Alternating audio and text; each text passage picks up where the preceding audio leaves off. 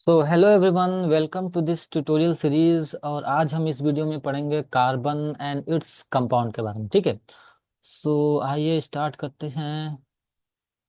तो सबसे पहले हम ये समझते हैं कार्बन क्या है। ठीक है, तो कार्बन एक एलिमेंट है। ठीक है, जैसा कि हमने पिछले चैप्टर में पढ़ा था मेटल्स एंड नॉन मेटल्स में, कार्बन इज एन एलिमेंट। और कैसा एलिमेंट है? कार्बन को सी, कैपिटल सी से डिनोट किया जाता है। ठीक है, और कार्बन एक कैसा एलिमेंट है भैया? कार्बन एक नॉन मेटल एलिमेंट है। ठीक है, अब यहाँ पे देखो, the amount of carbon present in earth crust में कार्बन कितना अमाउंट ऑफ प्रेजेंट है? बहुत ही स्मॉल अमाउंट में प्रेजेंट है, ये ध्यान रखना। ठीक है, तो करीब करीब अर्थ क्रस्ट कितना कंटेन करता है? 0.02% ऑफ कार्बन। ठीक है, in the form of mineral में। एंड एटमॉस्फेयर में कार्बन कितने परसेंट में रहता है भाई? 0.03% of the carbon in form of carbon dioxide gas में रहता है। ठीक है, अब इनफैक्ट ये देखो, अब यहाँ पे ये भी देखते हैं कि भाई ऑल द लिविंग थिंग्स, ध्यान रखना, all the living things just like plants and animals, ठीक है, ये सारे के सारे किससे बने होते हैं? Made up of carbon based compound. ध्यान रखना, मैं सिर्फ कार्बन की बात नहीं कर रहा हूँ, कार्बन बेस्ड कंपाउंड। ठीक है, तो इसलिए इनको बोलते हैं ऑर्गेनिक कंपाउंड। क्यों ऑर्गेनिक? ऑर्गेनिक एज हमको पता है, as we know that all the living things के बारे में बात हो रही है, इसलिए क्या बोलते हैं भाई? कि इनको ऑर्गेनिक कंपाउंड बोलते हैं। ठीक है, अभी हम आगे और डिटेल पढ़ेंगे ऑर्गेनिक ऑर्गेनिक कंपाउंड के बारे में। ठीक है, अब ये देखो, ये है हमारा कार्बन एलिमेंट। ठीक है, अब जैसे ये जितने भी जितने भी लिविंग थिंग्स हैं, ये सारे के सारे किससे बने होते हैं? मोस्ट ऑफ आवर फूड किससे बने होते हैं? Carbon based compound. ये बात ध्यान रखना भैया, कार्बन बेस्ड कंपाउंड, और उसी कंपाउंड को बोलते हैं ऑर्गेनिक कंपाउंड। ठीक है, अब देखो, carbon carbon elements play a very important role in our daily life. ठीक, हमारे डेली लाइफ में जो कार्बन है, बहुत ही एक इंपॉर्टेंट रोल प्ले करता है। क्या क्या रोल प्ले करता है देखो भाई। ठीक है, वी कैन, अब ये कि भाई अब कार्बन को टेस्ट कैसे कर सकते हैं? ध्यान रखना, टेस्ट, टेस्ट नहीं बोल रहा हूँ, टेस्ट कैसे करते हैं। ठीक है, देखो भैया, प्रेजेंस ऑफ कार्बन। ठीक है, carbon and compound burn in air. Carbon को, अभी हम रोल के बारे में बात करेंगे, इंपॉर्टेंट रोल क्या क्या है। तो सबसे पहले तो ये देखो भाई, कि यहाँ पे कार्बन को कैसे टेस्ट करते हैं, मतलब कैसे पता करें कि कार्बन है। ठीक है, तो जब कार्बन और इट्स कंपाउंड को जब बर्न करते हैं एयर में, तो क्या फॉर्म होता है भाई? कार्बन डाइऑक्साइड गैस निकलता है, ध्यान रखना। ठीक है, चलो, जो क्या करता है, विच टर्न लाइम वाटर मिल्की। हमने याद है पिछले मेटल्स नॉन मेटल में पढ़ा था कि भाई लाइम वाटर को जब कार्बन डाइऑक्साइड गैस पास कराते हैं, वो कैसा हो जाता है? मिल्की हो जाता है। ठीक है, तो ये बात ध्यान रखना भैया, कि अगर लाइम वाटर है ठीक है, अगर लाइम वाटर है, तो इसमें जब हम कार्बन डाइऑक्साइड गैस पास करेंगे, तो ये क्या हो जाता है? ये मिल्की कलर हो जाता है। ठीक है, ये मिल्की जैसा हो जाता है। ठीक है, और अगेन ज्यादा अमाउंट में पास कर देते हैं तो क्या हो जाता है? कलरलेस हो जाता है। ठीक है, तो अब देखो भाई, ठीक है, अब देखो कितना इंपॉर्टेंट रोल प्ले करता है भाई। ठीक है, ये तो हमको पता ही है कितना इंपॉर्टेंट रोल प्ले करता है। ठीक है, जैसे ही हम क्या करते हैं, हम रेस्पिरेशन में क्या होता है, क्या निकलता है रेस्पिरेशन में? कार्बन डाइऑक्साइड गैस निकलता है, हम ऑक्सीजन लेते हैं, और क्या निकलता है रेस्पिरेशन में? ऑक्सीजन लेते हैं और कार्बन डाइऑक्साइड गैस बाहर निकलता है। अब ये कार्बन डाइऑक्साइड को कौन लेता है भैया? इसको प्लांट्स, ठीक है, इसको प्लांट्स लेते हैं। ठीक है, तो बहुत ही इंपॉर्टेंट रोल प्ले करता है। ठीक है, अब आगे पढ़ते हैं इसके बारे में, कि बॉन्डिंग इन कार्बन। ठीक है, एनसीईआरटी से एनसीईआरटी से सारा टॉपिक जो है उसी पे बेस्ड है। ठीक है, ध्यान रखना। अब देखो, अब ये पहला टॉपिक है बॉन्डिंग इन कार्बन। कार्बन में कैसा बॉन्ड बनता है? कोवैलेंट बॉन्ड बनता है। आई थिंक हमने मेटल्स नॉन मेटल्स में देखा होगा। ठीक है, आज थोड़ा सा और इसके बारे में समझ लेते हैं। कोवैलेंट बॉन्ड क्या होता है भैया? हमको पता है। ठीक है, कोवैलेंट बॉन्ड किसे बोलते हैं? शेयरिंग ऑफ इलेक्ट्रॉन, इलेक्ट्रॉन का जो शेयरिंग होता है ना, उसे बोलते हैं कोवैलेंट बॉन्ड। ट्रांसफर नहीं, शेयरिंग। मतलब कि कार्बन है, कार्बन के पास इलेक्ट्रॉन है, तो ये किसी और एटम से क्या करेगा? शेयर करेगा, अपना इलेक्ट्रॉन इसके साथ शेयर करेगा भैया। इसको देगा नहीं, ध्यान रखना, इसको देगा नहीं, ये शेयर करेगा एक दूसरे के साथ। ठीक है, तो चलो, तो carbon always form covalent bond. ठीक है, कार्बन कैसा बॉन्ड फॉर्म करता है भैया? कोवैलेंट बॉन्ड फॉर्म करता है, मतलब इलेक्ट्रॉन का शेयर करता है। ये बात ध्यान रखना, इलेक्ट्रॉन का शेयर करता है। ठीक है, अब देखो, अब चूंकि कार्बन का जो एटॉमिक नंबर होता है 6, ठीक है, और इसका इलेक्ट्रॉनिक कॉन्फ़िगरेशन होता है और 4। ठीक है, हमने पहले पिछली क्लास में हमने पढ़ा था भाई, देखो अब क्या हो, इस कार्बन को स्टेबिलिटी अचीव करना है, स्टेबिलिटी, ठीक है, ये स्टेबल होना चाहता है, लेकिन किस तरीके का स्टेबल, ये नोबल गैस की तरह होना चाहता है भैया, जैसे नोबल गैस स्टेबल है, नोबल गैस जिसे हम बोलते हैं इनर्ट, इनर्ट गैस बोलते हैं, इनर्ट गैस, तो ये स्टेबल है, तो ये जो कार्बन है उस तरह बनना चाहता है, तो अब ये क्या करेगा, अब इसके पास कितने इलेक्ट्रॉन है, हमको पता है भाई, उसके नोबल गैस की तरह बनने के लिए आउटर मोस्ट शेल में, आउटर मोस्ट शेल में जो है, आउटर मोस्ट शेल में, पिछले में हमने पढ़ा था कि भैया आउटर जो मोस्ट है उस शेल में कितने इलेक्ट्रॉन होने चाहिए, या तो 2 या तो 8, डबलेट और ऑक्टेट पूरा होना चाहिए, तो यहाँ पे कार्बन के पास कितना इलेक्ट्रॉन है, 4, 2 है और 4 है, तो अब क्या कर दे, या तो इस 4 को दे दे, या तो और 4 इलेक्ट्रॉन ले ले, ठीक है, तो क्या हो रहा है, क्योंकि अब ये ना 4 को दे सकता है ना ही ले सकता है, क्यों नहीं दे सकता भाई, क्योंकि बहुत हाई एनर्जी देना पड़ेगा, ठीक है,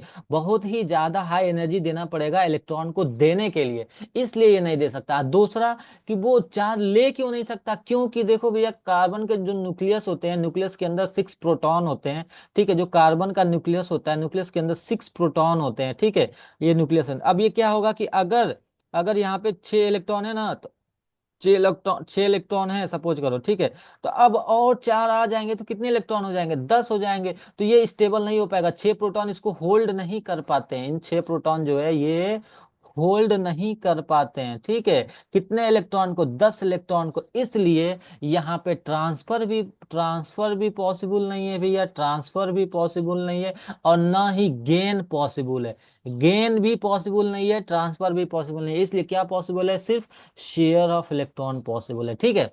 चलो आगे बढ़ते, इसलिए यहाँ पे क्या बनता है भैया, कोवैलेंट बॉन्ड बनता है, ठीक है।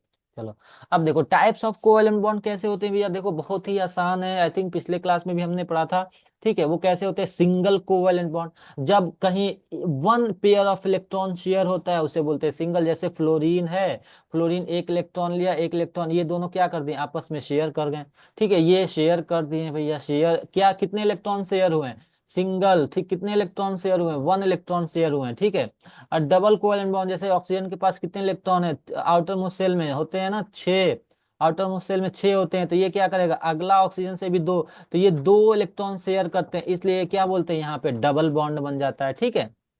ट्रिपल बॉन्ड, अब जैसे N2 को, नाइट्रोजन के आउटर मोस्ट में कितने इलेक्ट्रॉन होते हैं, 1 2 3, ये 5 इलेक्ट्रॉन होते हैं, तो ये 3 को शेयर करता है, 2 से नाइट्रोजन के साथ, ये क्या करेगा, लाओ भैया, तो हम 3 3 मिलके 8 इलेक्ट्रॉन बना लेते हैं, तो इसलिए यहाँ पे कितने बॉन्ड बन जाते हैं, यहाँ पे बनते हैं ट्रिपल बॉन्ड, जिसे बोलते हैं ट्रिपल कोवैलेंट बॉन्ड, ठीक है, ट्रिपल कोवैलेंट बॉन्ड।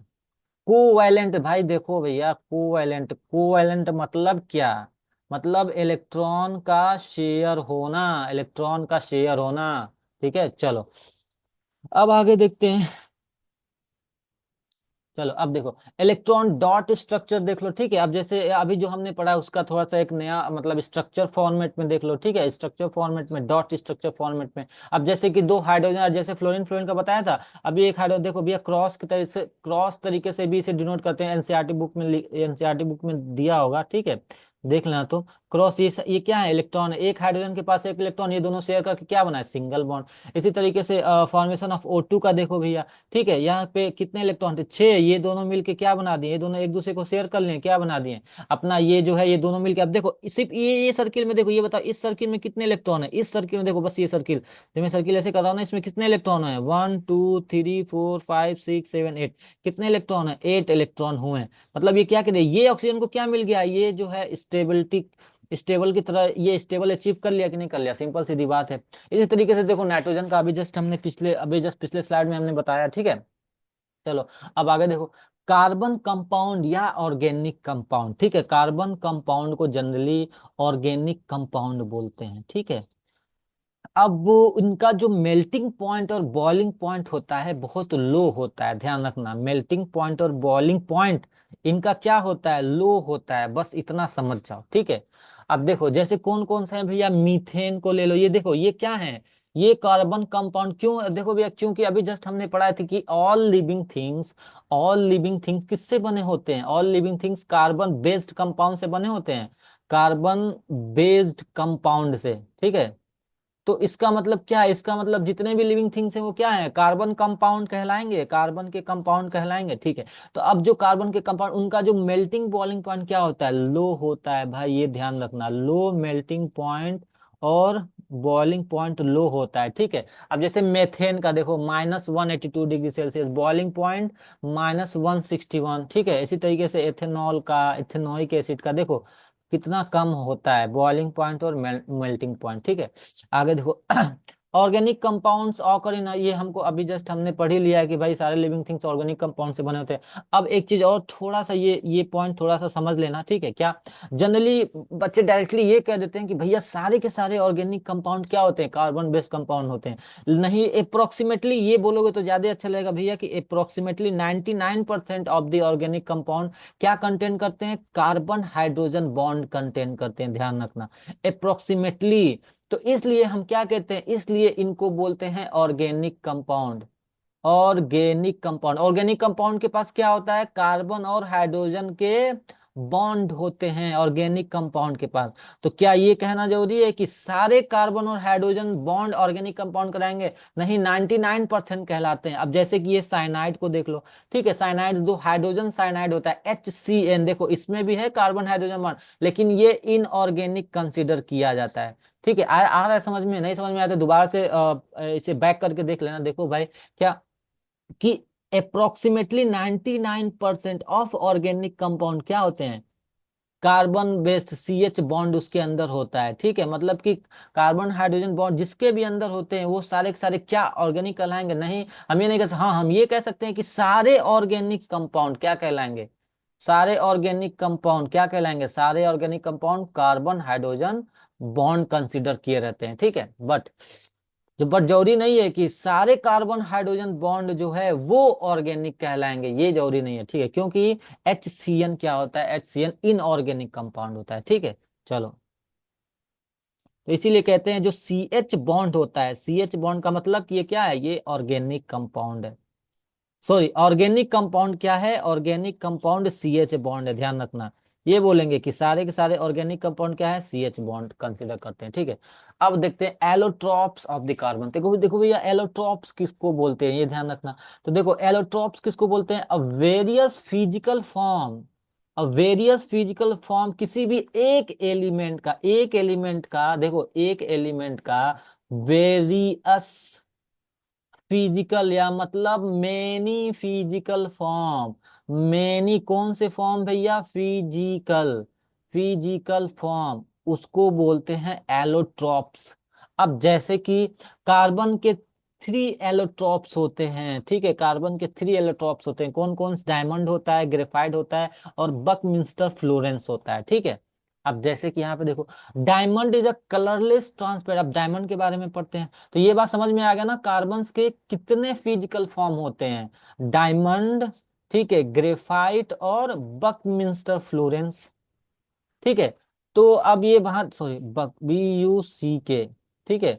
तो अब ये बात ध्यान रखो, तो ये सारे के सारे क्या कहलाएंगे, ये कहलाते हैं एलोट्रॉप्स, इनको बोलोगे कि भैया ये उसके हैं एलोट्रॉप्स, ठीक है। चलो, अब देखो भाई diamond is a colourless transparent substance.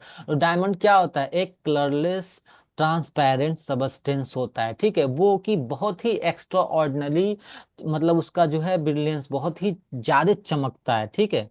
अब जैसे ये है डायमंड, अब देखो एक बात और समझो, देखो भैया यहाँ में इंपॉर्टेंट पॉइंट है, क्या है भाई, कि अगर तुम डायमंड को बर्न करते हो इन the presence of the oxygen में, तो क्या होगा, देन सिर्फ कार्बन डाइऑक्साइड गैस ही निकलेगा, ध्यान रखना भैया। अभी हमने पहले पढ़ा भी है कि अगर कार्बन को ऑक्सीजन के प्रेजेंस में बंद करते हैं, क्या बनता है, कार्बन डाइऑक्साइड गैस, ठीक है। तो अब एक चीज और, इस कार्बन को अगर बर्न करोगे, बर्न जलाओगे, तो क्या सिर्फ सिर्फ CO2 निकलेगा, कुछ बचेगा नहीं।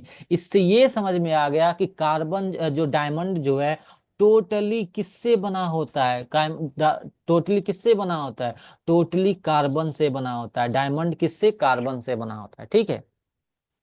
चलो, अब हाँ यहाँ पे कुछ मैं मोटिवेशन टिप्स देना चाहता हूँ, ठीक है।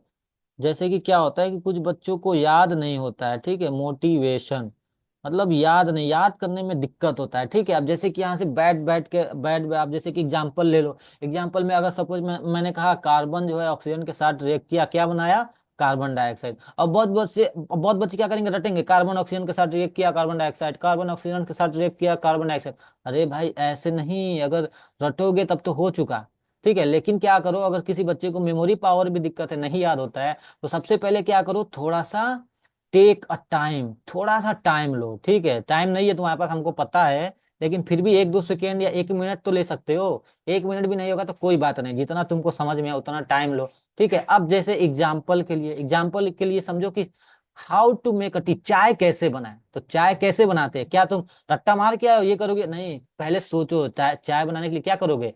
सबसे पहले गैस लोगे, चूल्हा ऑन करोगे, ठीक है, आग लगाओगे पहले, ठीक है। पहले क्या करोगे भैया, गैस ऑन करेंगे, ठीक है, गैस ऑन करेंगे। अब ये खुद थोड़ा सा थिंक करो, सोचो, एक एक स्टेप सोचो, स्टेप जो है थोड़ा सा सोचो।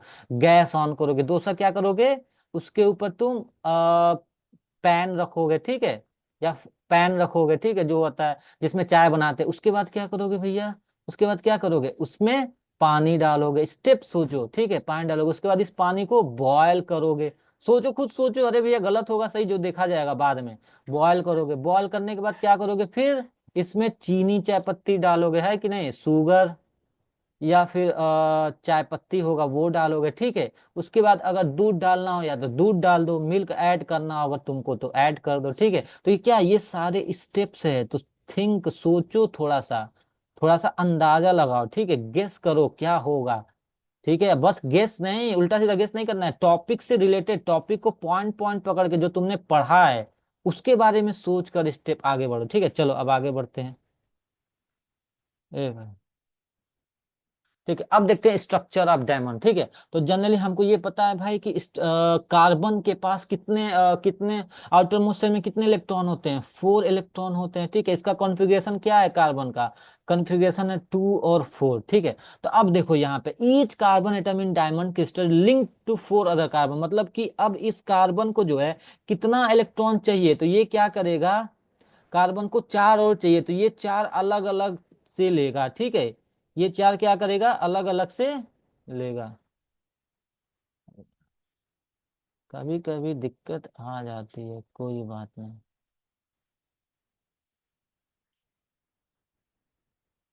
Just wait for a minute. ठीक है, तो अब देखो, अब यहाँ पे ईच कार्बन एटम, एक कार्बन एटम को कितने इलेक्ट्रॉन चाहिए भैया, 4 चाहिए उसको, ठीक है। अब देखो यहाँ पे, ये है हमारा डायमंड का स्ट्रक्चर। तो यहाँ पे ध्यान रखना, बहुत देखो इंपॉर्टेंट पॉइंट ये है कि डायमंड के अंदर, डायमंड अभी हमने क्या पढ़ा है, किससे बना है, डायमंड पूरा टोटल कार्बन से बना है। तो कार्बन को कितने इलेक्ट्रॉन चाहिए, 4। तो हर एक कार्बन एटम जो है, एक कार्बन एटम क्या होता है, 4 कार्बन एटम से ही इलेक्ट्रॉन यहाँ पे शेयर कर रहा है, मतलब सारे के सारे किससे बने हैं, कार्बन से ही बने हैं। देखो ये एक कार्बन एटम है, तो ये देखो इस कार्बन एटम यहाँ से कनेक्टेड है, एक यहाँ, एक यहाँ, एक यहाँ, मतलब एक कार्बन एटम कितने कार्बन एटम से कनेक्ट है, 4 कार्बन एटम से कनेक्ट है। इसलिए यहाँ पे कोई फ्री इलेक्ट्रॉन बचता ही नहीं है भैया। जब एक कार्बन एटम को 4 चाहिए, वो चारों एक दूसरे से कनेक्टेड हैं, सब मिल के सब एक दूसरे से कनेक्टेड, कोई किसी को छोड़ ही नहीं रहा है, तो क्या कोई फ्री इलेक्ट्रॉन बचेगा, फ्री इलेक्ट्रॉन बचेगा ही नहीं, ठीक है। तो इसलिए यहाँ पे डायमंड हमारा नॉन कंडक्टर ऑफ इलेक्ट्रिसिटी है, डायमंड से जो है इलेक्ट्रिसिटी कंडक्ट नहीं होता है। अब graphite is a grace black opaque, देखो भैया ग्रेफाइट कैसा होता है, ग्रे कलर का होता है, ठीक है, ग्रेस ब्लैक कलर का होता है। इफ यू बर्न ग्रेफाइट, अगर ग्रेफाइट को भी हम बर्न करेंगे तो भी क्या निकलेगा, सिर्फ कार्बन डाइऑक्साइड ही निकलेगा और कुछ बचेगा ही नहीं, ठीक है। तो ये ग्रेफाइट का जो है इमेज है, ये क्या है, इमेज है ग्रेफाइट का, ठीक है। चलो अब देखो स्ट्रक्चर ऑफ ग्रेफाइट, इसमें क्या होता है कि ईच कार्बन एटम्स जो है वो लेयर में ज्वाइंट होते हैं, बट कितना यहाँ पे 3 अदर कार्बन एटम से ज्वाइंट को, देखो भैया 3, ठीक है। अब यहाँ पे इसीलिए graphite good conductor of electricity है। जैसे यहाँ पे, वहां पे चार थे, यहाँ पे एक कार्बन को चार चाहिए, सिंपल सी बात है, चार चाहिए ना। लेकिन यहाँ पे क्या कर रहा है कि ग्रेफाइट लेयर में होता है सबसे पहली बात। और दूसरा, एक कार्बन ईच कार्बन एटम कितने कितने कार्बन एटम से ज्वाइन होते हैं भैया? थ्री कार्बन एटम से ज्वाइन होते हैं, मतलब एक दो तीन, ये एक बच गया, ठीक है, एक इलेक्ट्रॉन जो है यहाँ पे इस कार्बन पे रह जाएगा। तो इसलिए ग्रेफाइट हमारा गुड कंडक्टर ऑफ इलेक्ट्रिसिटी होता है due to the presence of free electron in graphite crystal, ठीक है। अब जैसे ये ग्रेफाइट है, ठीक है, तो ग्रेफाइट देखो ये लेयर के फॉर्म में है, लेयर के फॉर्म में होता है। ये कार्बन एटम इससे कनेक्ट होगा, ठीक है, एक दो और ये तीन, ठीक है। इसी तरीके से सारा जो है एक लेयर में कनेक्ट है। Each carbon atoms is graphite is join to only three other, देखो भैया तीन ही कार्बन एटम से ज्वाइन होते हैं, ठीक है। अब देखो जैसे इसको देख लो, इसको एक इससे ज्वाइन हुआ, एक इससे ज्वाइन हुआ, एक इससे ज्वाइन हुआ, तीन, ठीक है। तो अब एक इसके पास रह जाएगा ना, सिंपल सी बात है। मतलब यहाँ पे क्या हो रहा है, मतलब इनमें जो है फ्री फ्री इलेक्ट्रॉन हो रहे हैं, इसलिए क्या होता है भैया, इसलिए यहाँ पे कंडक्शन ऑफ इलेक्ट्रिसिटी होता है, इसलिए कंडक्शन ऑफ इलेक्ट्रिसिटी होता है, ये ध्यान रखना भैया, ठीक है। चलो अब देखो यूज ऑफ डायमंड और ग्रेफाइट में कहाँ कहाँ भैया, सिंपल सी बात है, बहुत ही आसान इसका यूज होता है। जैसे कि देखो भाई, डायमंड का यूज जो है, ठीक है, डायमंड का यूज जो है, डायमंड का यूज देखो यहाँ पे ग्लास कटर के लिए यूज किया जाता है। जो ग्लास होते हैं शीशा, उसको कट करने के लिए। और हमको पता है ये जो है यहाँ पे आई थिंक ये ज्वेलरी में यूज किया जाता है, ठीक है, ज्वेलरी में यूज करते हैं। और ये देखो ये जो है उसको कैटरेक्ट के ऑपरेशन के लिए यूज किया जाता है, ठीक है। कैटरेक्ट पढ़ा होगा फिजिक्स में, ह्यूमन आई में तुमने कैटरेक्ट के बारे में पढ़ा होगा, ठीक है, ह्यूमन आई में। तो इस कैटरेक्ट को ऑपरेशन करने के लिए ये जो है इस डायमंड का यूज किया जाता है, डायमंड के नाइफ का यूज किया जाता है, ठीक है।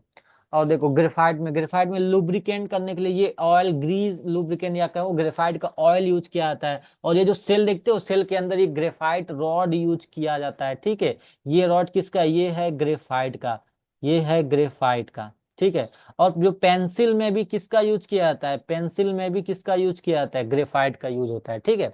चलो अब आगे देखो, बकमिंस्टर फ्लोरेंस क्या है? ये भी एक एलोट्रॉप ऑफ द कार्बन है। बस देखो इसमें क्या पॉइंट याद करना है भैया, कि इसमें 60 कार्बन एटम्स के जो है ना ये क्लस्टर होता है, ठीक है, 60 कार्बन। और ये स्फेरिकल टाइप का मॉलिक्यूल्स होता है भैया, स्फेरिकल टाइप्स का, ठीक है। और दूसरी बात ये कि बकमिंस्टर फ्लोरेंस क्या होता है, डार्क सॉलिड होता है। कैसा सॉलिड होता है भैया? डार्क सॉलिड होता है रूम टेम्परेचर पे, ठीक है। और ना ही ये जो हार्ड होता है और ना ही बहुत सॉफ्ट होता है, ठीक है, हार्ड भी नहीं होता है, सॉफ्ट भी नहीं होता है। जैसे ये देखो, ये क्या है, बकमिंस्टर फ्लोरेंस। किसने कितने कार्बन एटम्स ज्वाइन होते हैं भैया? 60 कार्बन एटम्स एक दूसरे के साथ ज्वाइन होते हैं, ठीक है। चलो अब आ जाते हैं versatile nature of carbon. Carbon को वर्सेटाइल नेचर का क्यों कहते हैं भाई? क्यों? क्योंकि जो इनका जो नंबर्स ऑफ कंपाउंड है ना, इनका जो कंपाउंड, कार्बन कंपाउंड देखो, carbon compound, organic compound, carbon compound, ठीक है। तो कितने हैं? करीब करीब more than 5 millions carbon compound हैं, इसलिए इनको कहते हैं ये वर्सेटाइल नेचर है, ठीक है। अब इतना लार्ज होने का मतलब क्या, इतने large number of organic compound carbon होने क्या रीजन क्या है, ठीक है, इतना ज्यादा होने का? सबसे पहला रीजन है कैटेनेशन, और दूसरा रीजन है टेट्रावैलेंट नेचर। तो पहले समझते हैं कैटेनेशन क्या होता है। तो कैटेनेशन मतलब उस कार्बन की एबिलिटी, कार्बन कंपाउंड की एबिलिटी, कि जिससे वो लॉन्ग चेन फॉर्म करता है भैया, एक चेन बना लेता है। कौन चेन बनाता है? कौन बनाता है? कार्बन। कार्बन के अंदर कैपेबिलिटी या एबिलिटी होती है, जिस वजह से वो चेन बनाता है, ब्रांचेस बनाता है, रिंग कोवैलेंट बॉन्ड बनाता है, ये होता है कैटेनेशन, ठीक है। अब देखो जैसे कि लॉन्ग चेन, देख रहे हो, कार्बन एक दूसरे के साथ अटैच होते होते देखो लॉन्ग चेन बनाया, ठीक है। तो ये क्या, इस वजह से इसको बोलते हैं कि ये जो ये वर्सेटाइल नेचर का है, ठीक है। यहाँ पे ब्रांच भी बना ले रहा है भैया, ठीक है, और यहाँ पे रिंग भी बना रहा है। मतलब एक दूसरे के साथ भैया जब कार्बन कार्बन मिलके, कई सारे लॉट्स ऑफ कार्बन कार्बन मिलके जब ये चेन बनाते हैं, ठीक है, लॉट्स ऑफ मिलके ये चेन बनाते हैं, ये रिंग बनाते हैं, ये जो ब्रांच बनाते हैं, this is called the catenation, ठीक है। कार्बन कार्बन मिलके बोल रहा हूं मैं, ध्यान रखना, ठीक है। चलो, तो due to the small carbon size strong, तो इनका जो बॉन्ड होता है ना, सीसी बॉन्ड, वो स्ट्रॉन्ग होता है, ठीक है। वो डबल बॉन्ड भी बना सकते हैं, ट्रिपल बॉन्ड्स भी बना सकते हैं। अब आगे देखते हैं टेट्रावैलेंट नेचर क्या होता है। टेट्रावैलेंट नेचर एक ऐसा नेचर है कि सबसे पहले ये समझते हैं थोड़ा सा यहाँ पे कि कार्बन है जब वैलेंसी 4। ठीक है, अब मैं यहाँ पे दो कॉन्सेप्ट समझाना चाहूंगा कि एक होता है वैलेंसी, ठीक है, एक होता है वैलेंस इलेक्ट्रॉन। वैलेंस इलेक्ट्रॉन, देखो भैया इन दोनों में डिफरेंस क्या है। वैलेंसी कि कितना उसे नीड है, जरूरत है कितना। अब वैलेंस इलेक्ट्रॉन उसको बोलते हैं कि जो आउटर मोस्ट शेल में कितना इलेक्ट्रॉन है, आउटर मोस्ट सेल में कितना है इलेक्ट्रॉन, उसको बोलते हैं वैलेंस इलेक्ट्रॉन। जैसे कि तुम अभी कार्बन का ही ले लो, कार्बन का इलेक्ट्रॉनिक कॉन्फ़िगरेशन क्या है, 2 और 4। आउटर मोस्ट में कितने इलेक्ट्रॉन है, 4। तो ये उसका हो जाएगा वैलेंस इलेक्ट्रॉन। वैलेंसी कितने, इसको कितना चाहिए, नीड क्या है, नीड कितना इसको चाहिए, तो इसको 4 और चाहिए क्या करने के लिए, 8 बनाने के लिए। तो 4 उसका हो गया वैलेंसी ऑफ इलेक्ट्रॉन, उसका हो जाएगा। ठीक है, चलो अब आगे देखो। तो अब ये उसका टेट्रा वैलेंसी है, ठीक है, तो इसकी वैलेंसी कितना है भैया, इसकी वैलेंसी है 4। ठीक है, टेट्रा मतलब क्या होता है, 4। तो टेट्रा वैलेंस नेचर है, मतलब वो 4 इलेक्ट्रॉन जो है, कार्बन जो है, कार्बन क्या करेगा, कार्बन को 4 इलेक्ट्रॉन की जरूरत है, वो 4 लेगा भाई, चाहे जैसे भी ले। अब आगे देखते हैं हाइड्रोकार्बन क्या होता है। देखो भाई अगला टॉपिक है हाइड्रोकार्बन। तो हाइड्रोकार्बन मतलब देखो वर्ड क्या है, हाइड्रो और कार्बन, मतलब कि इसमें क्या होगा, इसमें हाइड्रोजन होगा और कार्बन होगा। ठीक है, तो द कंपाउंड्स ऑफ कार्बन है, देखो भैया the compounds of carbon and hydrogen, इसको बोलते हैं हाइड्रोकार्बन। मतलब उसमें कार्बन भी होगा और हाइड्रोजन भी होगा, उसको हम क्या बोलते हैं, उसको बोलते हैं हाइड्रोकार्बन। ठीक है, चलो देखो जैसे कि मीथेन हो गया हमारा, इथीन हो गया, बेंजीन हो गया, ये सारे के सारे क्या हैं, सबके अंदर हाइड्रोजन भी है और कार्बन भी है। ठीक है, अब देखो जो मोस्ट इंपॉर्टेंट सोर्स, ये क्वेश्चन पूछ सकता है भैया नेचुरल सोर्स क्या है, हाइड्रोकार्बन बहुत इंपॉर्टेंट, नेचुरल सोर्स क्या है, तो वो है हमारा पेट्रोलियम। जो क्रूड ऑयल निकलता है, क्रूड ऑयल जो जमीन से निकलता है, ये हमारा नेचुरल सोर्स है किसका, हाइड्रोकार्बन का। ठीक है, चलो अब आगे देखते हैं टाइप्स ऑफ हाइड्रोकार्बन। भैया हाइड्रोकार्बन के कितने टाइप्स होते हैं, तो पहला होता है सेचुरेटेड।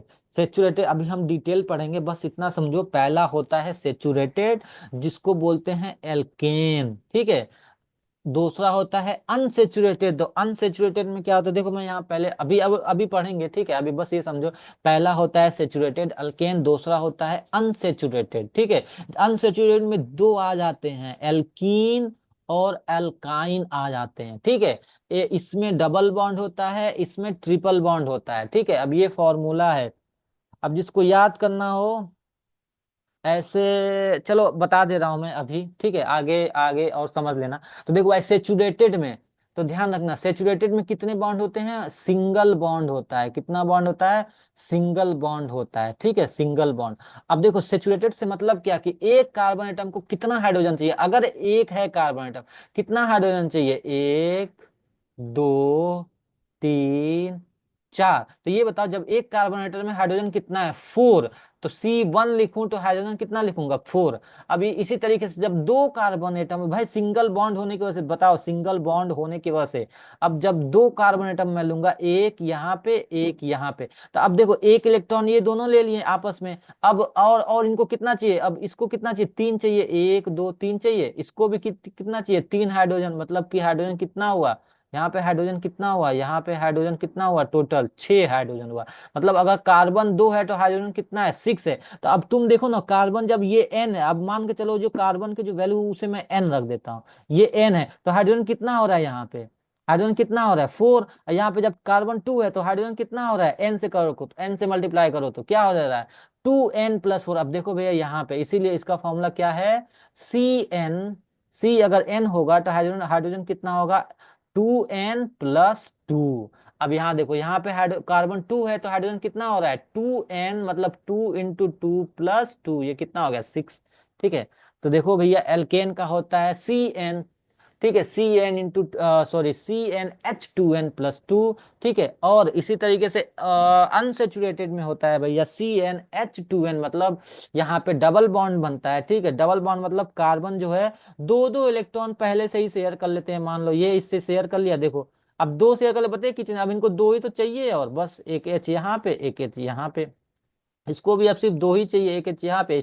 इसलिए क्या होता है, देखो इसमें +2 था, इसमें सिर्फ 2n है, ठीक है। तो ये क्या हो जाएगा, CnH2n हो गया, काम खत्म। अब ये दो, अब इसको सिर्फ दो, अब यहाँ पे क्या ट्रिपल बॉन्ड, मतलब कि एक कार्बन तीन आपस में ही शेयर कर ले रहे हैं, एक तीन इसको दे दे रहा है, ये तीन इसको दे दे रहा है, मतलब अब सिर्फ इसको एक ही चाहिए, इसको एक ही चाहिए, तो हाइड्रोजन कम हो रहा है ना, देखो ना भैया, देखो हाइड्रोजन, इसमें क्या था 2n+2 था, तो हाइड्रोजन जो है कम हो रहा है, लेस हो रहा है, ठीक है। इसमें से इसमें इसमें कम हुआ पहले हाइड्रोजन, फिर इससे भी हाइड्रोजन कम हुआ, इसका मतलब 2n+2 ये था CN2n+2, अब इसमें भी कम हुआ तो क्या हो जाएगा CnH2n, अब इसमें और कम हो गया माइनस, तो दो दो कम हो रहे हैं, ध्यान रखना, टू टू का जो है डिफरेंस हो रहा है, तो बस अब ऐसे ही याद कर लो, एल्केन में हो गया CnH2n+2, अब दो हाइड्रोजन नीचे कम हो जाएगा, एल्काइन में क्या हो जाएगा CnH2n हो जाएगा, अब इसमें से और दो कम हो जाएगा, एल्काइंस में, सॉरी एल्कीन में CnH2n हो गया, एल्काइन में क्या हो जाएगा CnH2n-2, काम खत्म भैया, ज्यादा कुछ सोचना ही नहीं है, बस ये समझ जाओ दो दो का दो दो कम हो रहा है, दो दो का जो है अब उतना रटना पटना नहीं है, ठीक है, इतना मन गाना गा गा के रटो, ठीक है। चलो, अब अगला है एक है और क्या, एरोमेटिक हाइड्रोकार्बन जिसमें रिंग बनता है, ठीक है। चलो अब आगे बढ़ते हैं, ठीक है। अब ये बेंजीन रिंग यहाँ पे बनाता, ठीक है, बेंजीन रिंग बनाता है, यहाँ पे देख लेना, C6H6 फॉर्मूला होता है यहाँ पे, ठीक है। चलो अब आगे देखो सेचुरेटेड हाइड्रोकार्बन, ठीक है, जैसा कि हमने बता दिया कि इसका फॉर्मूला क्या होगा, CnH2n+2, सिंपल सीधी बात है, कार्बन अगर n टाइम्स है तो हाइड्रोजन क्या होगा 2n+2 होगा, ठीक है। तो देखो भैया इसमें कितने बॉन्ड होते हैं, सिर्फ सिंगल बॉन्ड होता है, ठीक है। चलो उन्हें बोलते हैं सेचुरेटेड, ठीक है। अब देखो इसमें जो है, अब मैं क्या बताऊं, मैंने सब कुछ पहले ही बता दिया, देखो भैया इसमें सिंगल बॉन्ड होता है, जो कि carbon atoms connected by a single bond, ठीक है। अब जैसे कि एग्जांपल है मेथेन का, देख लो मेथेन में क्या है, चार हाइड्रोजन, ये तो पता ही हो गया तुम्हें। अब सपोज करो इस प्रोपेन को देखते हैं, प्रोपेन में तीन कार्बन है, 8 हाइड्रोजन है, तो देखो एक दो तीन, तीन कार्बन हो गया, एक हाइड्रोजन, भैया इसको भी दो चाहिए, तुम बना दो अपने आप, ये 8 हो जाएगा भैया। अब इसको कितनी चाहिए, इसको तीन चाहिए हाइड्रोजन, इसको तीन चाहिए, बस तुमको ये पता होनी चाहिए कि एक कार्बन को चार चाहिए इलेक्ट्रॉन, ठीक है। अब तुम बना दो, देखो अपने आप हो गया, कितने हो गए, तीन तीन छह दो आठ, तो सिंपल सीधी बात है, जिसमें अगर सिंगल बॉन्ड हो रहा है, अगर सिंगल बॉन्ड हो रहा है तो भैया कितने, क्या फॉर्मूला होगा CnH2n+2 हाइड्रोकार्बन में, ठीक है। चलो अब आगे देखते हैं, जैसे ये देख लिए ना, ये देख लिए, चलो अब आगे देखते हैं अनसेचुरेटेड में, ठीक है। तो अनसेचुरेटेड में एल्कीन्स हो जाता है और एल्काइंस हो जाता है, तो देखो भैया इसमें, ठीक है। तो हाइड्रोकार्बन जिसमें डबल बॉन्ड होता है उसको बोलते हैं, डबल बॉन्ड और ट्रिपल बॉन्ड उसको बोलते हैं एल्कीन्स और अल्काइंस, तो देखो एल्कीन्स में होता है डबल बॉन्ड, ठीक है, जिसका फॉर्मूला पहले अभी जस्ट बताया मैंने, CnH2n होता है, ठीक है। और कम से कम ये यहाँ पे देखो, ये इंपॉर्टेंट पॉइंट है कि एटलीस्ट एक कार्बन कार्बन का डबल बॉन्ड होना चाहिए, एक। अब बना के देख लो भैया, जैसे कि इस इथीन का, अब जैसे प्रोपीन का बनाओ, सपोज करो एक कार्बन है, एक कार्बन है, यहाँ पे कार्बन है, लेकिन क्या कह रहा है कि एटलीस्ट वन जो है कार्बन कार्बन का डबल बॉन्ड, अब यहाँ पे डबल बॉन्ड बना दिया, अब बनाओ, अब जब डबल बना दिया, इस कार्बन को कितना हाइड्रोजन चाहिए, दो चाहिए, तो एक इधर दे दे रहे हैं, एक इधर दे रहे हैं, एक ये छह हो गया, एक ये छह हो गया। अब इस कार्बन को कितना चाहिए, एक दो तीन, इधर इधर भी ध्यान रखना, इधर भी शेयर है, इधर से दो शेयर है, मतलब इसको सिर्फ एक हाइड्रोजन चाहिए, और इसको कितना चाहिए, इसको तीन चाहिए, एक दो तीन। अब जोड़ लो भैया कितना इसमें हो रहा है हाइड्रोजन, ठीक है, कितने एन है, एक दो तीन है, CN, ठीक है। अब यहाँ पे क्या हुआ, हाइड्रोजन कितना होगा, हाइड्रोजन कितना होगा, अभी जैसे हमने पढ़ा है कि एल्कीन में कितना होगा, H2n होगा, बस तो जोड़ लो, 2n कितना हो रहा है, C3 कितना है, 3 है तो H2n मतलब 2 × 3 कितना हुआ, C3H6, देखो भैया 6H है कि नहीं, एक दो तीन चार पाँच छः, खत्म, ठीक है। चलो अब आगे बढ़ते हैं, अब एल्काइंस में सेम उसी की तरह भैया, इसमें 2 कार्बन और हटा दो, ठीक है। इसमें एटलीस्ट एक कार्बन के बीच में ट्रिपल बॉन्ड होना चाहिए, ठीक है। अब इसमें भी देखो भैया, जब ये तीन तीन एक दूसरे से शेयर ही कर लिए हैं, तो एक एक यहाँ पे शेयर कर लो। इसी तरीके से यहाँ भी क्या हो जाएगा, तीन जो है CnH2n, और 2 हाइड्रोजन कम हो जा रहा है, ठीक है। चलो अब आगे देखते हैं आइसोमरिज्म, ये क्या होता है भैया, ठीक है। तो ये होता है कि जब आइसोमरिज्म किसको बोलते हैं, जब सेम मॉलिक्यूलर फॉर्मूला हो बट जो उनका स्ट्रक्चर फॉर्मूला हो वो डिफरेंट हो, उस प्रॉपर्टीज को बोलते हैं आइसोमर्स, और उस फिनोमिना को बोलते हैं आइसोमरिज्म, ठीक है। चलो ध्यान रखना। अब जैसे कि ब्यूटेन है, ब्यूटेन में कितने हैं भैया, अब सिंपल सी बात है भाई, देखो जब 2 कार्बन रहेगा, सपोज करो ये 2 कार्बन है, एक कार्बन है, क्या इनका दूसरा स्ट्रक्चर और बन सकता है, नहीं। इसका मतलब 2 से ज्यादा होने चाहिए कम से कम, ठीक है। तीन होने, जब तीन भी होगा तब भी, आई थिंक तीन भी होगा तब भी उसका जो है स्ट्रक्चर यही बन पाएगा। क्या और कोई स्ट्रक्चर बना सकते हो इसमें से, दो यहाँ पे भी सी लगा दो तब भी चेन ही बनेगा, ठीक है। चलो तो तीन नहीं, तीन से ज्यादा होना चाहिए, जैसे कि ब्यूटेन। अब ब्यूटेन में देखो एक स्ट्रक्चर मैंने ये बना दिया, एक C2 चार लिया, चारों को एक साथ कर दिया, और फिर हाइड्रोजन को जोड़ लिया, ठीक है। लेकिन इसका जो है एक और स्ट्रक्चर बनकर, सपोज करो मैं क्या कर दूं, यहाँ से एक H, यहाँ से एक C को हटा के इन तीनों के बीच में लगा दूं यहाँ पे, जैसे एक C इसको हटा के मैं यहाँ पे लगा दूं, तो अब ये स्ट्रक्चर डिफरेंट हुआ कि नहीं। देखो अभी तक तो सीधे सीधे चेन बन रहा था, ठीक है, सीधे सीधे क्या बन रहा था, एक लॉन्ग जो है लॉन्ग ब्रांच बन रहा था, ठीक है। बट जैसे ही मैंने इसको उठा के यहाँ पे लगा दिया, क्या बन गया, देखो स्ट्रक्चर चेंज हुआ, स्ट्रक्चर स्ट्रक्चर चेंज हुआ। तो इसी को हम बोलते हैं क्या, आइसोमरिज्म। कि सेम, ध्यान रखना क्या होना चाहिए, जो सेम जो है सेम फॉर्मूला होना चाहिए, सेम फॉर्मूला, ठीक है, बट जो है स्ट्रक्चर डिफरेंट होने चाहिए, ठीक है। अब आगे पढ़ते हैं होमोलॉगस सीरीज क्या होता है, ठीक है। अब देखो भाई होमोलॉगस सीरीज क्या होता है, ठीक है। तो होमोलॉगस सीरीज क्या होता है, group of organic compounds having similar structure. ध्यान रखना सिमिलर है, देखो सेम नहीं है, सेम नहीं है, ठीक है, सिमिलर है, सिमिलर, ठीक है, दिखने में सिमिलर लगे, सिमिलर केमिकल प्रॉपर्टी जो उनका, ठीक है। सक्सेसिव कंपाउंड डिफर बाय, उनका जो सक्सेसिव जो कंपाउंड होगा, मतलब लगातार अगले के बाद अगला जो बनेगा, वो कितने से चेंज हो रहा होगा, CH2 ग्रुप से चेंज हो रहा होगा।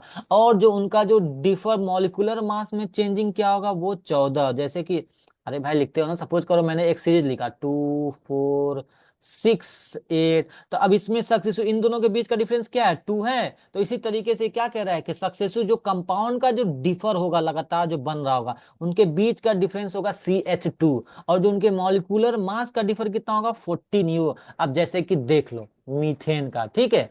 अब जैसे कि मीथेन का देख लो भैया, तो मीथेन का क्या है, CH4, मैं ले लूं यहाँ से CH4 और C2H4। अब ये बताओ इन दोनों के बीच का डिफरेंस कितना हुआ, कितने कार्बन चेंज हुए हैं, C1।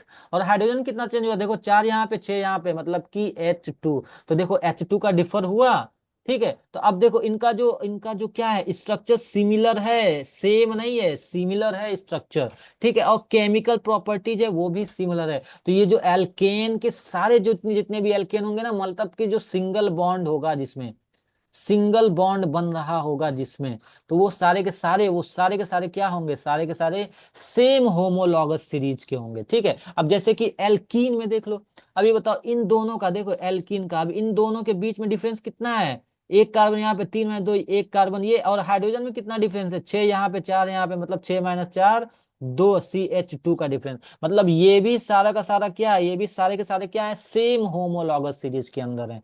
अब जैसे यहाँ पे एल्काइन का देख लो भैया, तो एल्काइन में भी देखो दो, अगला कोई भी दो, इस दो का देख लो, इस दोनों में यहाँ पे कितने कार्बन है, 4 यहाँ पे 5, तो कार्बन में डिफरेंस कितना हुआ, कार्बन में हुआ C। हाइड्रोजन में कितना डिफरेंस हुआ, कितने हाइड्रोजन का डिफरेंस, देखो कार्बन एक था, हाइड्रोजन में कितना डिफरेंस हुआ, 8 - 6 2, मतलब कि ये CH2, इतना डिफरेंस हुआ। मतलब ये भी सारे के सारे क्या हैं, सेम होमोलॉगस सीरीज के। तो भैया होमोलॉगस सीरीज मतलब वो group of organic compound, group भैया 10 10 का ग्रुप है, देखो 5 5 का ग्रुप है, सिर्फ 5 5 का नहीं, जितने भी तुम ग्रुप बना चाहो वो ग्रुप, जिसका स्ट्रक्चर सेम हो, जिसका केमिकल प्रॉपर्टीज सेम हो, जिसमें जो ग्रुप का डिफरेंस हो वो CH2 हो, और जो सक्सेसिव डिफरेंस हो वो 14 यूनिट हो, ठीक है।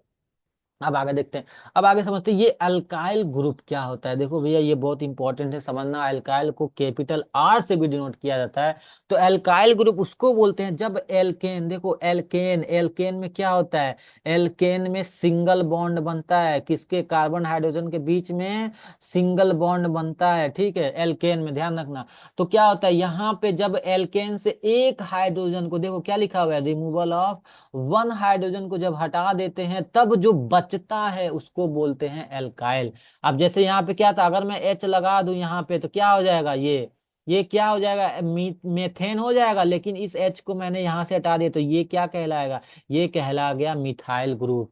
ठीक है, इसी तरीके से यहाँ पे भी ये क्या कहलाएगा, इस सारे, अगर मैं एक एच यहाँ पे लगा दूंगा तो इथेन हो जाएगा, लेकिन हमने इससे निकाल दिया एल्केन से तो ये क्या कहलाएगा, इथाइल ग्रुप। ठीक है, अब आते हैं फंक्शनल ग्रुप के बारे में। ठीक है, तो चलो, तो फंक्शनल ग्रुप किसको बोलते हैं भैया, वो एटम्स या जो वो ग्रुप ऑफ एटम्स होते हैं that present in organic compound, जो उन ऑर्गेनिक कंपाउंड को रिएक्टिव बनाते हैं। एक बात समझना, क्या बनाते हैं, रिएक्टिव बनाते हैं, और उनको उनके केमिकल प्रॉपर्टीज को डिटरमाइन करते हैं और रिएक्शन को, उसको बोलते हैं फंक्शनल ग्रुप।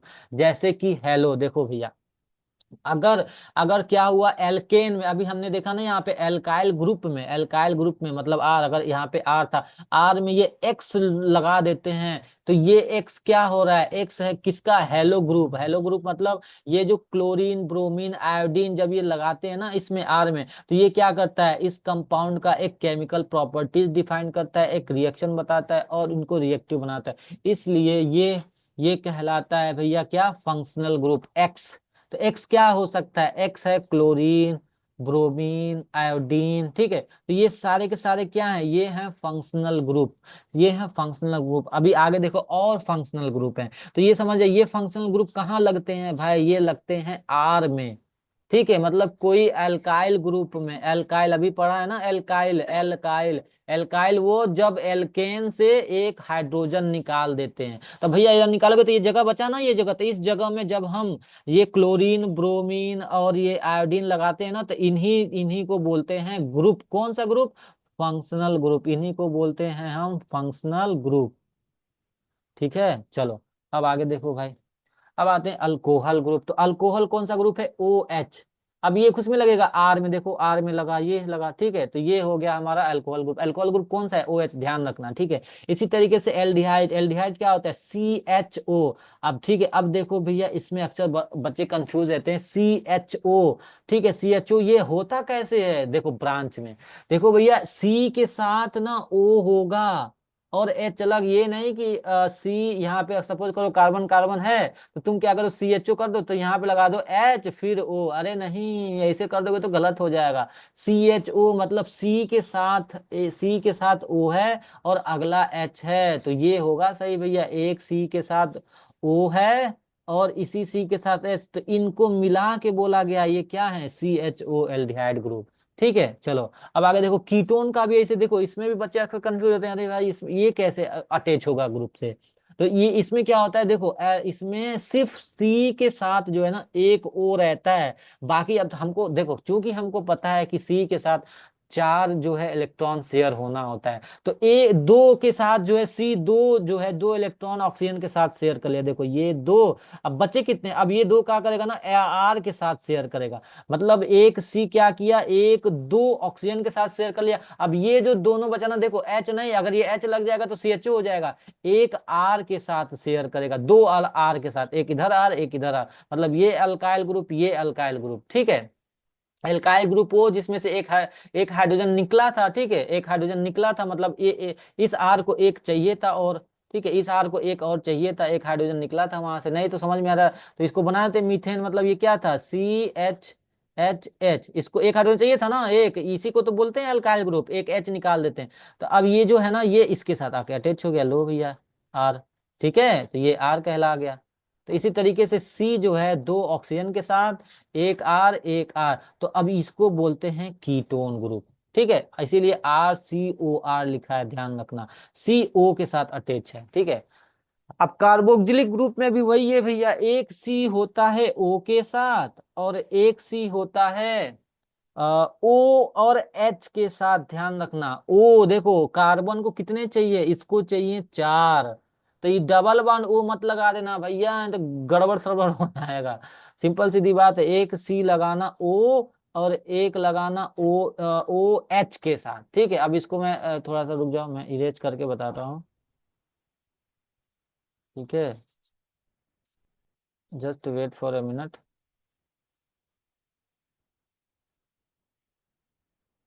ठीक है, मतलब एक सी तुम लगा दो किसके साथ भैया, ओ के साथ, और एक सी देखो, एक दो, अब ये क्या हुआ, 2 इलेक्ट्रॉन इससे कंपेयर कर लिया, उसको चाहिए 4, इसको कितने चाहिए 4, अब एक इलेक्ट्रॉन क्या करेगा ओ से, और ओ अपना एक करेगा एच से, तो ये देखो ओ एच एक है, मतलब क्या हुआ आर, ये देखो सी डबल ओ एच होना चाहिए, तो सी, ये ओ डबल ओ, और ये एच, देखो ये ओ हमेशा एक एच के साथ रहेगा, अब हुए 3, अब ये ऐड हो जाएगा किसी आर से, तो ये हो गया तुम्हारा कार्बोक्सिलिक ग्रुप का, ठीक है। चलो अब आगे देखो नोमेनक्लेचर, कैसे हम नाम लिखते हैं ऑर्गेनिक कंपाउंड का, देखो भाई बहुत इंपॉर्टेंट है, ठीक है। तो जो ऑर्गेनिक कंपाउंड का जो नेम दिया जाता है, ठीक है, किसके द्वारा, बाई यूजिंग आयु पैक सिस्टम, ठीक है, IUPAC सिस्टम, जिसका फुल फॉर्म है international union of pure and applied chemistry, ठीक है। तो इसके द्वारा रूल्स बताए गए हैं भाई, देखो, जिससे कि हम क्या कर सकते हैं, ऑर्गेनिक कंपाउंड के नाम दे सकते हैं, नोमेनक्लेचर कर सकते हैं, ठीक है। अब जैसे कि ये देखो, तो जनरल रूल्स क्या है कि भाई प्रेफिक्स मतलब आगे कुछ लगा रहेगा, आगे कुछ लगा रहेगा, पीछे कुछ लगा रहेगा, और बीच में हमारा रूट वर्ड रहेगा। तो अब ये आगे पीछे क्या है और रूट वर्ड क्या है समझेंगे, सबसे पहले ये समझेंगे रूट वर्ड किसको मानेंगे, तो रूट वर्ड मानेंगे जो नंबर ऑफ कार्बन एटम्स के होते हैं ना, उनको मानेंगे, ठीक है। अब देखो जैसे, अब जैसे रूट वर्ड में अगर एक कार्बन होगा तुम्हारे रूट वर्ड में, तो उसको मेथ मानते हैं, दो होगा तो एथ, थ्री होगा तो prop, ब्यूट, paint, hex, hept, oct, non और डेक्ट, ठीक है। तो ये हो गए तुम्हारे क्या भैया, ये हो गए number of carbon, number of carbon, ठीक है, और नंबर ऑफ कार्बन के जो नेम कंसिडर किए जा रहे हैं, ठीक है, उसके बेसिस पे। तो जितने कार्बन होंगे उतना उतना का हम देखेंगे कितने कार्बन है, और उसका हम यहाँ से नेम उठा लेंगे, ये नेम क्या कहलाएगा, रूट वर्ड कहलाएगा, ठीक है।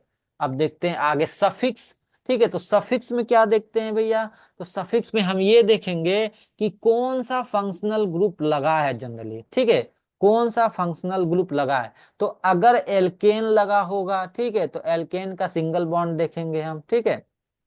अब जैसे कि यहाँ पे प्रोपेन एग्जांपल में C3 सपोज करो, 1 2 3, ठीक है, 3 है। तो अब देखो हमको पता है कि अगर सिंगल सिंगल बॉन्ड होगा सारे, तो क्या कहलाएगा, कौन सा ग्रुप कहलाता है, किस में कहलाता है, वो एल्केन में कहलाता है, ठीक है, एन। तो अब देखो भैया कितने कार्बन हो गए, 1 2 3, तो क्या कहलाएगा, मेथ एथ प्रोप, ये प्रोप मैंने लगा दिया, ठीक है। अब हमको पता है कि सिंगल बॉन्ड है, मतलब एन लगेगा, इसलिए इसका क्या नाम हो गया, प्रोपेन। ये है हमारा सफिक्स, सफिक्स क्या होता है, पीछे लगता है सफिक्स, ठीक है।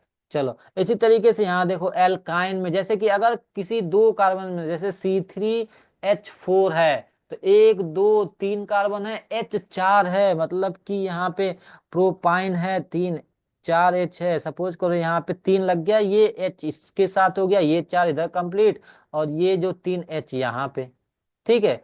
तो अब इसको कैसे मानेंगे भैया, हमको ये पता है इसमें ट्रिपल बॉन्ड है, सबसे पहले हम ये देखेंगे कार्बन का लॉन्ग चेन, कार्बन का जो है लॉन्ग चेन देखते हैं, और काउंट करते हैं कितने कार्बन हैं इसमें, तो सी सी सी, कितने कार्बन है भैया, 1 2 3। अब फिर देखते हैं कि कौन सा बॉन्ड है इसमें, तो 3 देखेंगे भैया कि 3 में कितने, पहले का क्या नाम था, मेथ, दूसरे का एथ, तीसरे का प्रोप, ठीक है। तो ये क्या नाम हो गया, मेथ एथ प्रोप, मतलब कि इसका भी प्रोप।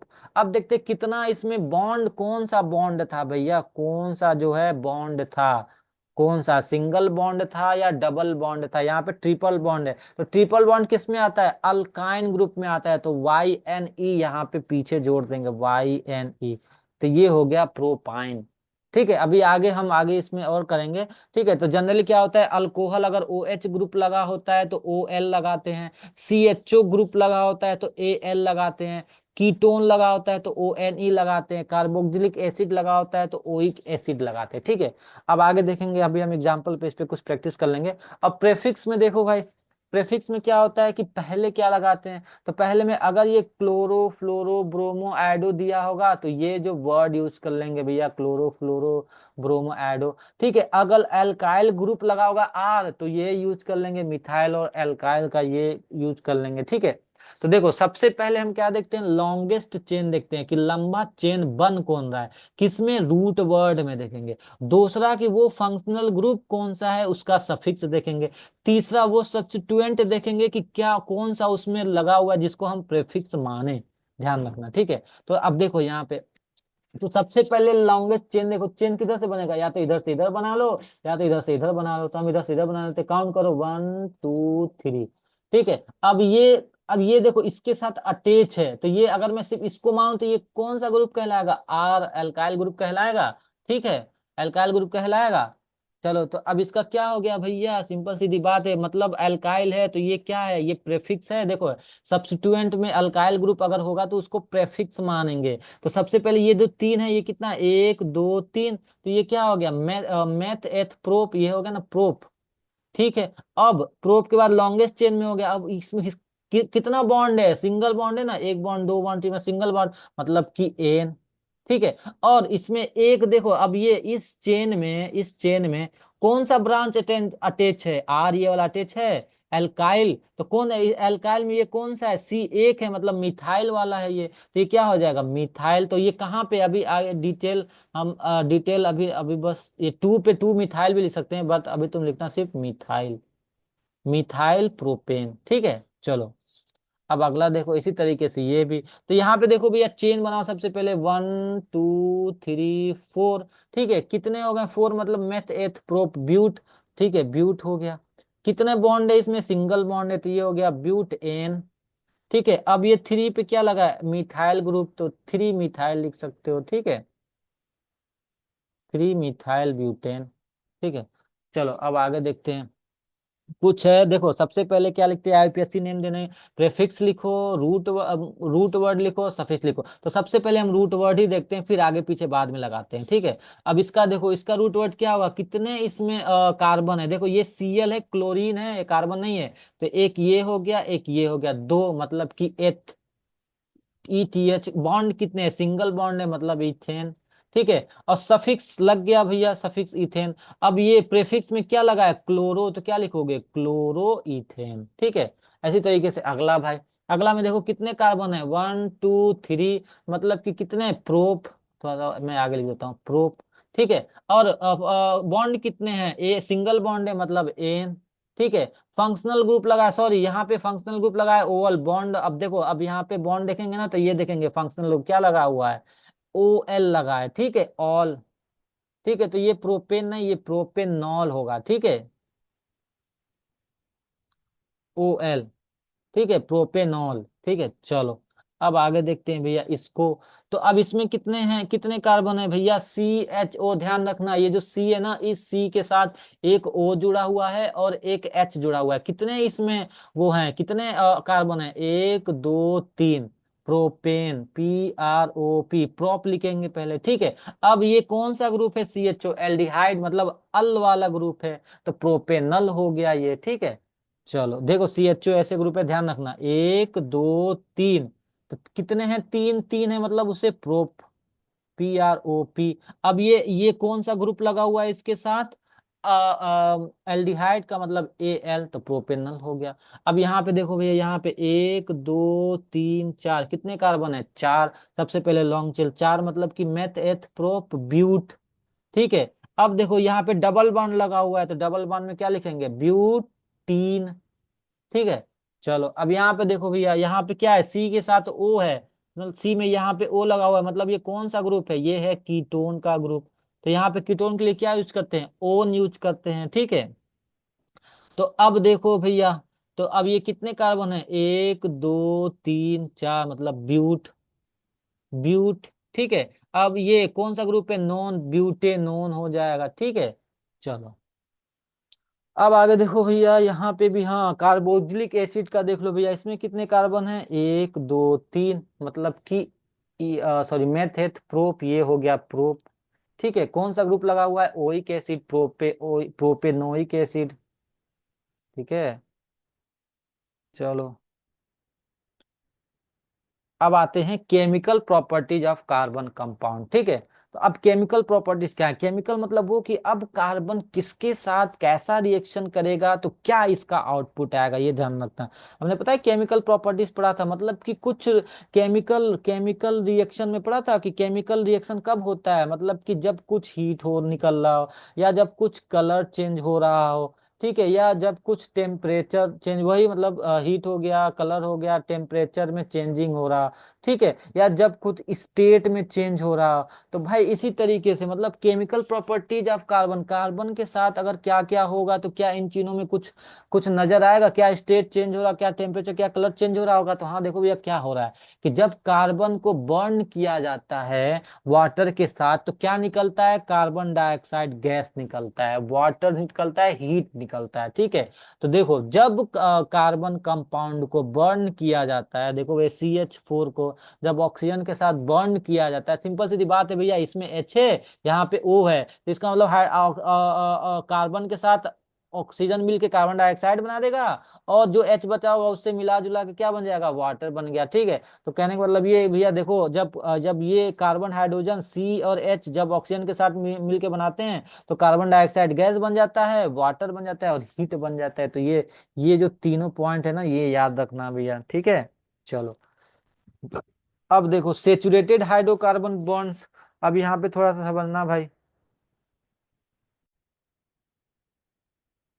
देखो अब सेचुरेटेड हाइड्रोकार्बन, सेचुरेटेड ध्यान रखना, सेचुरेटेड बोल रहा है यहाँ पे, ठीक है, कंफ्यूज मत होना। सेचुरेटेड, ठीक है, मतलब कि जिसमें सिंगल सिंगल बॉन्ड हो। जब सेचुरेटेड को बर्न करते हैं तो ब्लू फ्लेम निकलता है। ठीक है, इन द प्रेजेंस ऑफ सफिशिएंट, जब सफिशिएंट अमाउंट ऑफ ऑक्सीजन उसको सप्लाई करते हैं तो कैसा फ्लेम निकलता है भैया, ब्लू फ्लेम निकलता है जब वो जलता है। ठीक है, मतलब ये देखो इसमें कार्बन के सारा जो है सिंगल सिंगल बॉन्ड है। ठीक है, जब इसको ऑक्सीजन के साथ मिला के जलाते हैं तो क्या बनता है, कार्बन डाइऑक्साइड गैस निकलता है। ठीक है, और वाटर बनता है और हीट और लाइट निकलता है। ठीक, कैसा फ्लेम बनता है, ब्लू फ्लेम बनता है, ध्यान रखना। ठीक है, लेकिन अनसेचुरेटेड को भैया, जब अनसेचुरेटेड को बर्न करते हैं तो कैसा निकलता है, स्मोकी येलो और स्मोकी फ्लेम निकलता है। ठीक है, अब एक चीज और समझना यहाँ पे, देखो भैया इंपॉर्टेंट पॉइंट है कि इसलिए जो गैस में होता है या जो केरोसिन जो स्टोव होता है ना, देखे होगे उसमें क्या होते हैं, इनलेट ऑफ, मतलब छोटे छोटे होल्स होते हैं। ठीक है, ताकि उससे जो है एयर जा सके, जब एयर जाएगा उसके अंदर ना, एयर जब जाएगा उस होल्स में, ठीक है, उसको क्या मिल रहा है, उसे ऑक्सीजन मिल रहा है। जब ऑक्सीजन मिलेगा तो वो जो होगा वो स्मोकलेस ब्लू फ्लेम बर्न करता है, देखते हो स्मोक में। इसीलिए जो स्टोव होता है देखते हो, जब एयर घींच घींच के पंप मारते हो ना, तो जब पंप मारते हो तो क्या होता है, एयर तुम देते हो, जब एयर देते हो तो क्या होता है, हमको पता है कि जब ऑक्सीजन देंगे तो क्या कोई चीज बर्न होगी। तो और जो होता है, जो उसमें क्या पड़ा होता है, केरोसिन पड़ा होता है, केरोसिन क्या होता है, हाइड्रोकार्बन होता है। तो क्या होता है, जलता है, कैसा जलता है, ब्लू फ्लेम निकलता है उससे, ब्लू फ्लेम।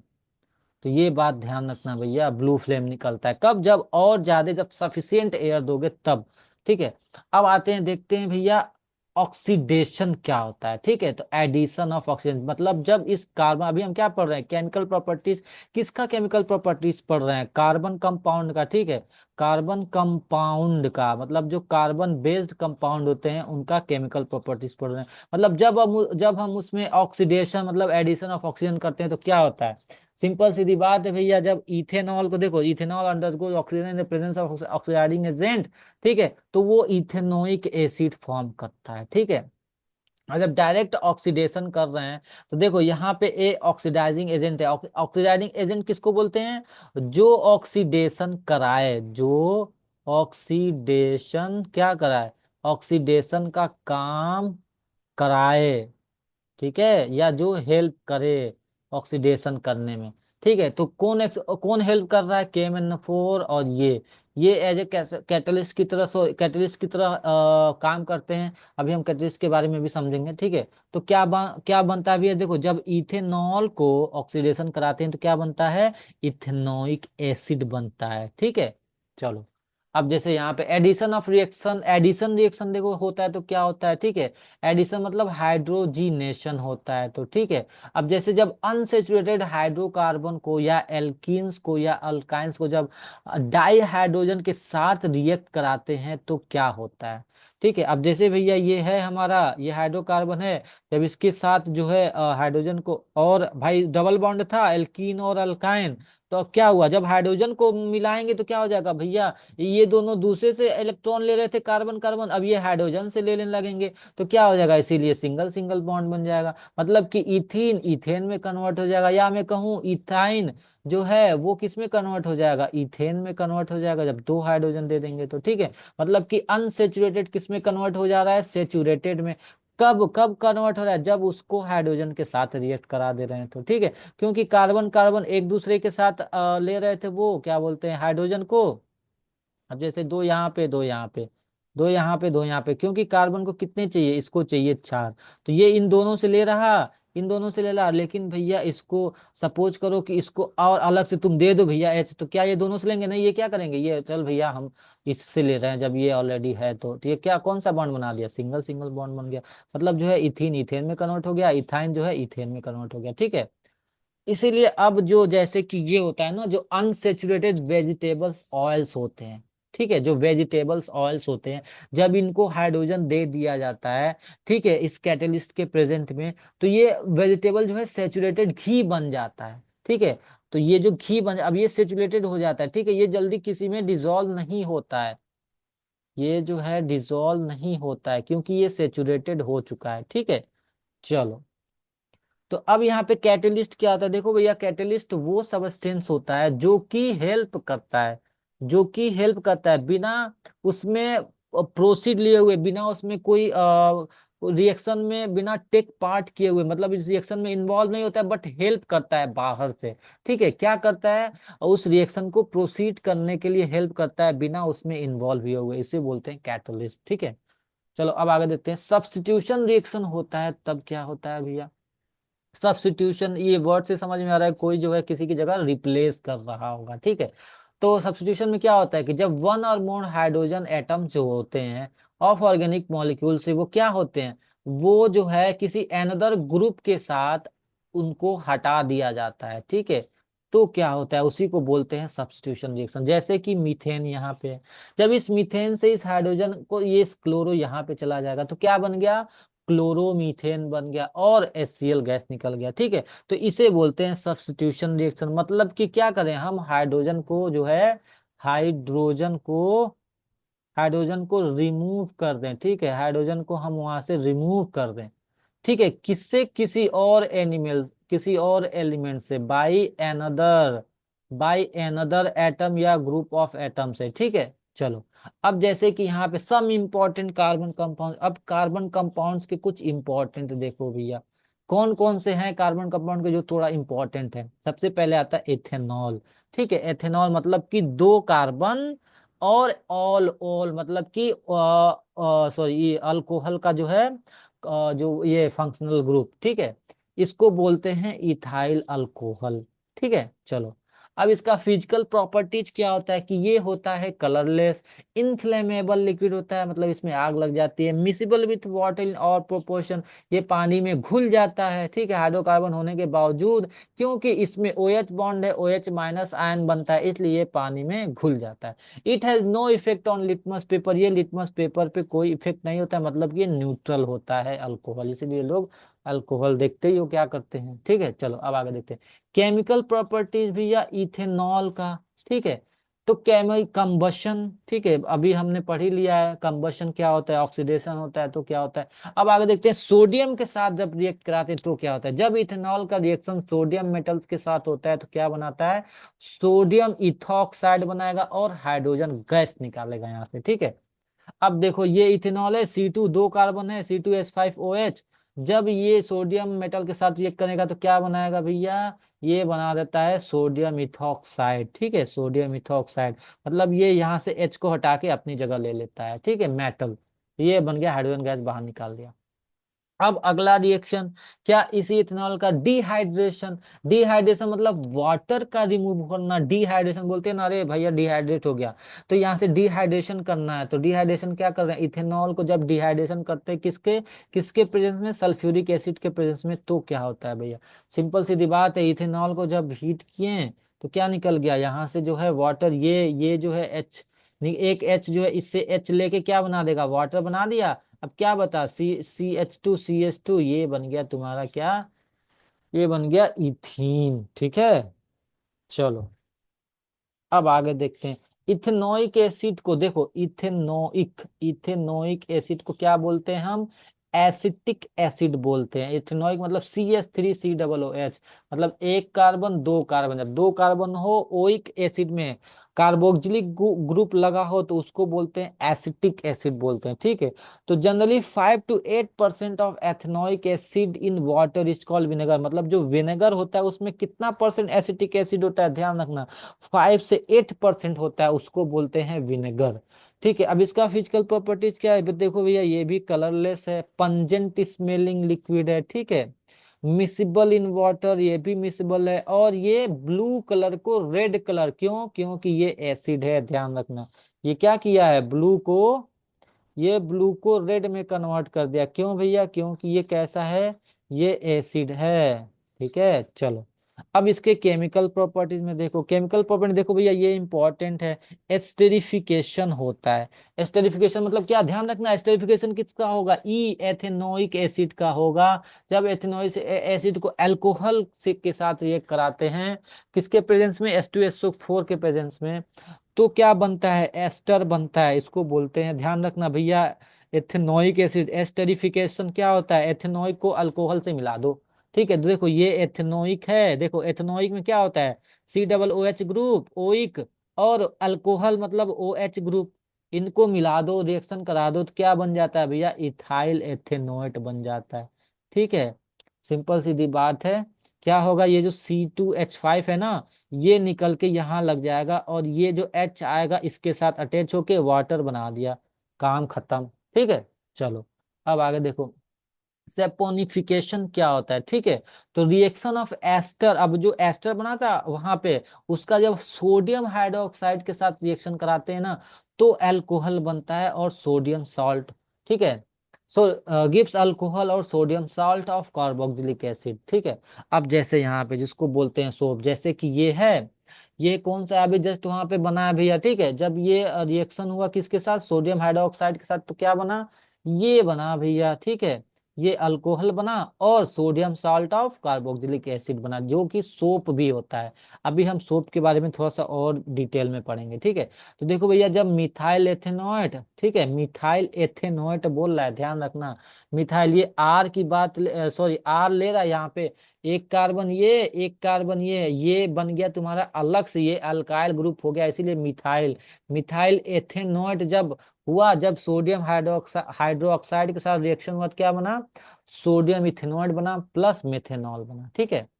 चलो अब जब रिएक्शन विथ कार्बोनेट से या हाइड्रोजन कार्बोनेट से, मतलब कि हाइड्रोजन कार्बोनेट को क्या बोलते हैं, बाइकार्बोनेट, ठीक है, बाइकार्बोनेट बोलते हैं भैया, कंफ्यूज मत रहना, अक्सर हाइड्रोजन कार्बोनेट को बाइकार्बोनेट भी बोल देते हैं, ठीक है।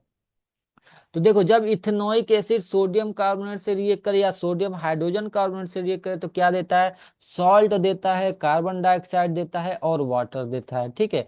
अब देखो यहाँ पे जब सोडियम, क्या चीज, जब इथेनोइक एसिड, जब इथेनोइक, देखो ये इथेनोइक एसिड है, ये सोडियम हाइड्रोजन कार्बोनेट के साथ ये करे तो फिर से वही बनाएगा भैया, देखो ये बना रहा है सोडियम इथेनोएट, ठीक है, और सोडियम वही salt of sodium sodium ethanoid बनाएगा, और वाटर और कार्बन डाइऑक्साइड, ठीक है।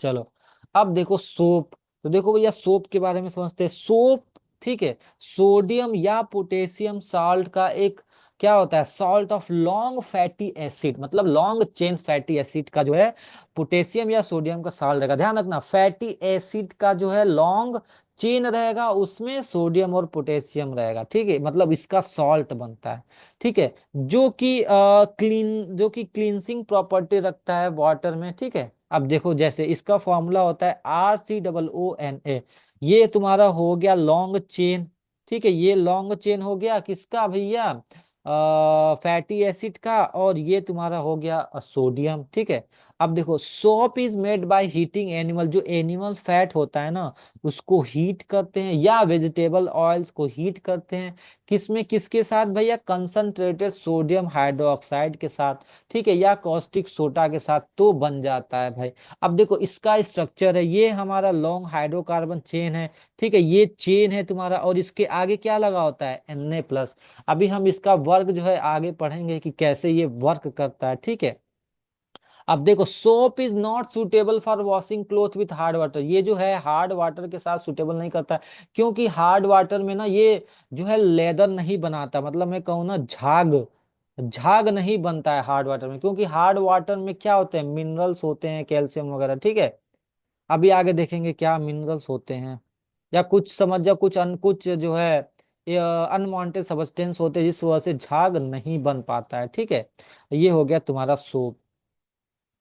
तो सोप का स्ट्रक्चर देखो भैया, लॉन्ग चेन हाइड्रोकार्बन, अब ये यहाँ पे आगे जो है ये बना होता है सोडियम, ठीक है। डिटर्जेंट, तो डिटर्जेंट किसका होता है भैया, वो तो हमारा सोप जो होता था सोडियम और पोटेशियम का होता है, ये हमारा अमोनियम और सल्फेट का साल्ट होता है, या फिर लॉन्ग चेन फैटी एसिड का, ठीक है।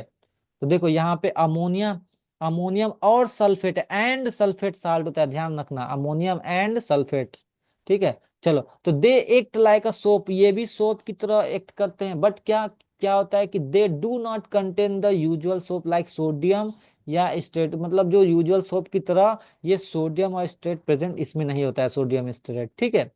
और detergent are better than cleansing agent है, मतलब ये जो है सॉप से ज्यादा बेटर होता है, क्यों भाई, क्योंकि ये इनसॉल्युबल कैल्शियम या मैग्नीशियम सॉल्ट नहीं प्रोड्यूस करते हैं हार्ड वाटर, मतलब जो सोप है, सोप को अगर हम हार्ड वाटर के साथ रिएक्ट कराए ना, तो ये प्रेसिपिटेट दे देता है, व्हाइट व्हाइट कलर का भैया, पीपीटी, याद है पीपीटी हम लोग पढ़ा था, प्रेसिपिटेट मतलब ये इनसॉल्युबल सब्सटेंस, जो कि ना अब देखो वो झाग तो नहीं बनाता, सबसे पहली बात ये समझना कि जो है झाग नहीं बनता है, क्या बन जाता है, कुछ मतलब सॉलिड टाइप का ना, तो हाथ पे रगड़ के देखना, वो इनसॉल्युबल इनसॉल्युबल चीजें बन जाता है ये, ठीक है, इनसॉल्युबल सॉलिड प्रेसिपिटेट बन जाता है, तो इसलिए जो है ये नहीं निकाल पाता है डर्ट को, ठीक है।